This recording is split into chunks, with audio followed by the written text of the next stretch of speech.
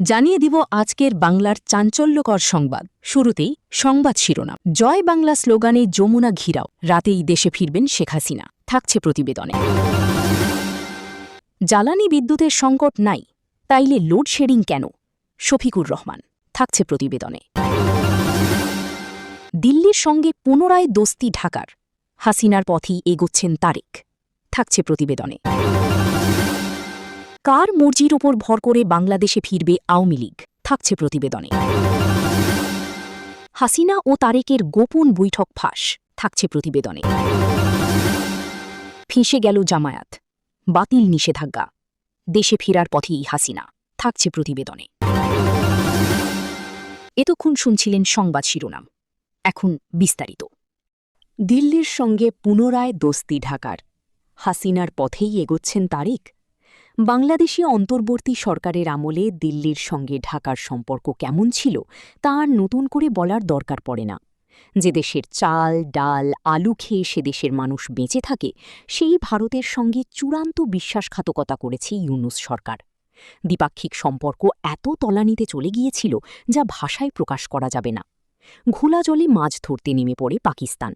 সে দেশের বীর সন্তান অর্থাৎ জঙ্গিদের স্বর্গরাজ্য হয়ে উঠেছিল বাংলাদেশ। তলে তলে ইউনূস যে চীনের সঙ্গেও হাত মিলিয়ে রেখেছিলেন, এখন সেটা স্পষ্ট হয়ে যাচ্ছে। বাংলাদেশে জুলাই আগস্ট আন্দোলনের জেরে হাসিনাকে ক্ষমতা থেকে সরে যেতে হয়েছে। মসনদে আসীন হন ইউনূস। সিংহাসনে বসার পর থেকে তার কার্যকলাপ শুধু ভারতবিদ্বেষী ছিল না, বাংলাদেশকেও দায়িত্বের সঙ্গে পদ্মায় ডুবিয়ে দিয়েছেন। বলা হচ্ছে ছাত্র আন্দোলন আসলে আমেরিকার তৈরি।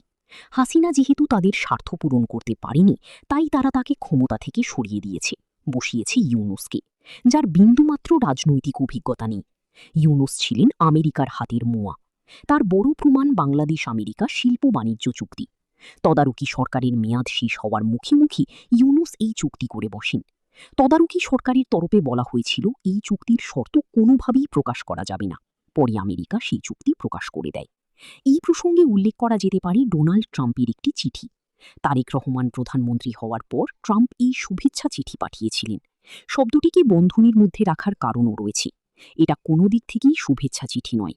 ইউনূস আমলে হওয়া চুক্তিগুলি তারেক সরকার যাতে বাস্তবায়ন করেন সেই বার্তা দিতেই ওই চিঠি পাঠানো হয়। এখন এটাও বলা হচ্ছে তারেক যে দেশে ফিরতে পেরেছেন সেটা আমেরিকার কৃপায়। ডিপ স্টেট রাস্তা তৈরি করে না দিলে তারেকের বাকি জীবন লন্ডনেই কাটাতে হতো। মা জিয়া যখন সংকটজনক, সেই সময় তারেক জানান যে তিনি দেশে ফিরতে বদ্ধপরিকর, কিন্তু চাইলেও তো আর ফেরা যায় না ডিপ স্টেট থেকে সবুজ সংকেত না পেলে। তারেক এখন বুঝতে পারছেন যে ভারত ছাড়া বা ভারতের সাহায্য ছাড়া তিনি আর বেশি দিন ক্ষমতায় টিকে থাকতে পারবেন না। তাই দিল্লির সঙ্গে তিনি দোস্তি চাইছেন। দিল্লিও কিন্তু ঢাকার সঙ্গে দোস্তি চায়, তার একটা বার্তা আমাদের প্রধানমন্ত্রী আগেই দিয়ে রেখেছিলেন। প্রশ্ন উঠছে তারেক রহমানের বাংলাদেশে ফিরা, বিএনপির নিরঙ্কুশ সংখ্যাগরিষ্ঠতা অর্জন এবং তারেকের প্রধানমন্ত্রী হওয়া, এই তিনটি ক্ষেত্রে কোনোভাবেই কি ভারতের হাত ছিল? দিল্লি কি কোনোভাবেই এই তিন ক্ষেত্রে তার প্রভাব খাটায়নি? কোনো কোনো মহল থেকে দাবি করা হচ্ছে দিল্লির ভীষণ রকম প্রভাব ছিল, তার একটা উদ্দেশ্য ছিল। তদারকি সরকারের কার মর্জির ওপর ভর করে বাংলাদেশে ফিরবে আওয়ামী লীগ? প্রশ্নটা আরও একবার উঠতে শুরু করেছে। এই প্রশ্ন আমাদের সকলের জানা। বাংলাদেশে পূর্বতন তদারকি সরকারের আমূল এই নিয়ে কম চর্চা হয়নি। বিশেষ করে জাতীয় সংসদ নির্বাচনের দিনক্ষণ ঘোষণার পর প্রশ্নের গুরুত্ব আরও কয়েক গুণ বৃদ্ধি পায়। তার কারণ ছিল, দলটিকে নিষিদ্ধই, তাই তারা নির্বাচনে অংশ নেয় কিনা বা তাদের অংশ নিতে দেওয়ার বিষয়ে ইউনূস সরকারের মনের বদল হয় কিনা সেটা অনেকেই দেখতে চেয়েছিলেন। ভোটের দিন যত কাছে এসেছে, আওয়ামী লীগের ব্যাপারে অবৈধ সরকারের দৃষ্টিভঙ্গি স্পষ্ট থেকে স্পষ্ট হয়েছে। তারা যে আওয়ামী লীগকে কোনোভাবেই ভোটযুদ্ধে অংশ নিতে দেবে না, সে ব্যাপারে কারও মনেই কোনো দ্বিধাদ্বন্দ্ব ছিল না। অবৈধ সরকার গিয়েছে, জনতার রায়ে জয়ী হয়েছে বিএনপি, তারা পেয়েছে নিরঙ্কুশ সংখ্যাগরিষ্ঠতা। প্রধানমন্ত্রী তারেক রহমান প্রধানমন্ত্রী পদে আসীন হয়েছেন। যদিও তার এই ক্ষমতায় আসীন হওয়া নিয়ে নানা মহল থেকে নানা প্রশ্ন উঠছে। কোনো কোনো মহল থেকে বলা হচ্ছে তারেক রহমানের ক্ষমতায় আসীন হওয়ার পিছনে আমেরিকার একটা সক্রিয় ভূমিকা ছিল। তারা চেয়েছিল ক্ষমতার পালাবদল, এবং সেটা যে পুরোপুরি তাদের স্বার্থের সঙ্গে জড়িত তা নিয়ে কোনো সন্দেহ নেই। হাসিনা সরকারের দীর্ঘমেয়াদে ক্ষমতায় থেকে যাওয়া, সেই সরকারের পতন, ইউনূসের উত্থান ও পতন, তারেকের ক্ষমতায় আসীন হওয়া, সবকিছুই আসলে মার্কিন লুডোর চাল। এবার তারা কি চাল দেয় সেদিকে তাকিয়ে সব পক্ষ। প্রশ্ন এবার আওয়ামী লীগকে নিয়ে। হাসিনা তার দলের নেতাকর্মীদের মাঠে নামার নির্দেশ দিয়েছেন। যারা বিদেশে রয়েছেন তাদের তিনি দেশে ফিরতে বলেছেন। কারণ সামনেই স্থানীয় সরকার নির্বাচন। জাতীয় সংসদ নির্বাচনে দলটিকে অংশ নিতে দেওয়া হয়নি। স্থানীয় সরকার নির্বাচনেও যদি তারা প্রতিদ্বন্দ্বিতা করতে না পারে তাহলে দলটি অস্তিত্ব সংকটে পড়ে যাবে। তবে কি দল এবার স্বমহিমায় ফিরতে চলেছে?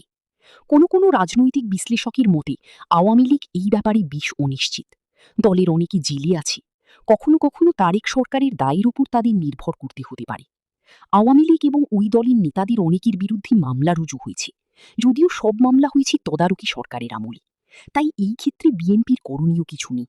তারা এসেছে মাত্র 1 মাস হলো। আওয়ামী লীগের নেতাকর্মীদের অনেকের সঙ্গে টেলিফোন বা সোশ্যাল মিডিয়ায় শীর্ষ নেতৃত্বের সঙ্গে যোগাযোগ রয়েছে। দলের সঙ্গে এই প্রথম যে এই ধরনের ঘটনা ঘটল এমন নয়।